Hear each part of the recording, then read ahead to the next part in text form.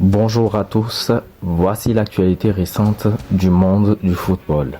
On commence par une information très importante pour le Real qui annonce le retour très prochain de David Alaba qui s'est blessé depuis plus d'1 an et qui va reprendre l'entraînement avec l'équipe à partir du 30 décembre. Le Real Madrid est à la quête d'un défenseur pour renforcer sa défense et il jette son dévolu sur un latéral qui n'est rien d'autre que Trent Alexander-Arnold. Et par rapport à ce transfert, il faut retenir que Trent Alexander-Arnold est intéressé par un transfert dans la capitale espagnole. Le Real Madrid gagne en confiance avec la signature de Trent Arnold. En dehors d'un défenseur latéral, c'est également la défense centrale qui préoccupe le Real Madrid, qui ambitionne, qui préfère un défenseur central gaucher. Ils veulent trouver un bon nom et à un bon prix, donc pas d'exagération sur le montant du transfert. Dans ce cadre, le profil que recherche le Real Madrid est celui d'un nouveau Militao, un jeune défenseur rapide et puissant, capable de remporter facilement des duels aussi bien aériens que terrestres. Toujours Real, la question du renouvellement de Vinicius est à évoquer. Le Real Madrid souhaite renouveler le contrat de Vinicius. Cependant, le joueur brésilien veut avoir le salaire d'un Galactico. Les discussions vont très prochainement commencer entre les deux parties et on espère que ce soit une discussion aboutissante. En Angleterre, beaucoup de clubs s'intéressent à Alexander Isak qui fait une très belle saison. L'attaquant suédois de Newcastle est auteur de 11 buts et de 4 passes décisives cette saison en seulement 16 matchs de Premier League. Et il impressionne énormément, beaucoup de clubs s'intéressent à lui.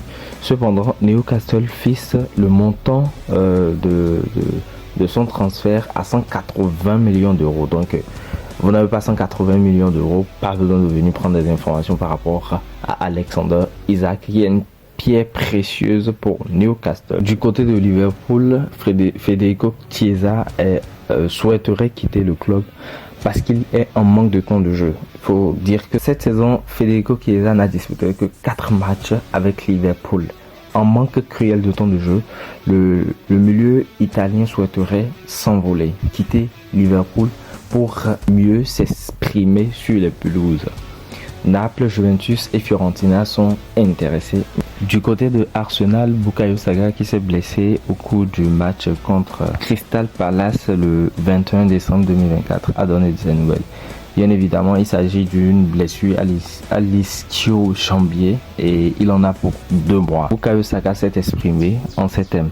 La majorité voit des obstacles, mais peu voit des opportunités. La guérison a commencé et je reviens plus fort. Merci à tous pour vos messages. À Barcelone, les nouvelles sont plutôt bonnes.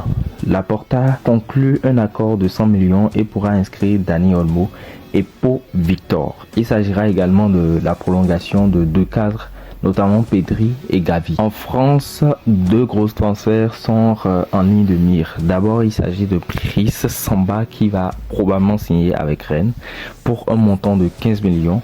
Anthony Lopez qui prendra la direction de Nantes également. En Italie, le Napoli va résilier le contrat de Mario Rui et l'annoncera bientôt. AC Milan s'intéresse à Kolo Muani, mais les conditions sont difficiles. Le PSG n'est pas ouvert à prendre en charge une partie de son gros salaire.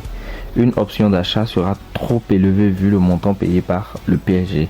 La Juve et le Bayern Munich sont aussi intéressés par le joueur. Fabrizio Romano avait déjà annoncé que Dele Alli s'entraînerait avec Como et l'information a été confirmé par le coach de Como, Cesc Fabregas, qui affirme « Il s'entraîne avec nous maintenant. Dele se sent bien. C'est un joueur formidable.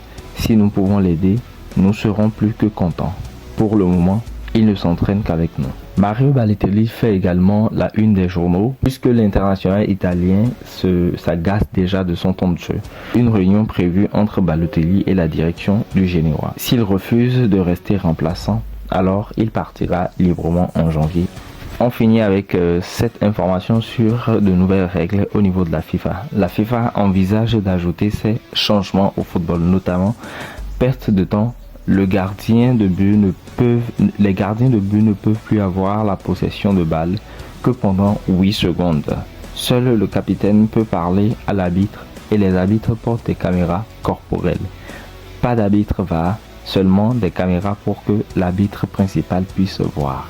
Et ce sera tout pour le tour de l'actualité ces dernières heures. Je vous remercie, n'oubliez pas de vous abonner, de liker la vidéo. Merci et à bientôt.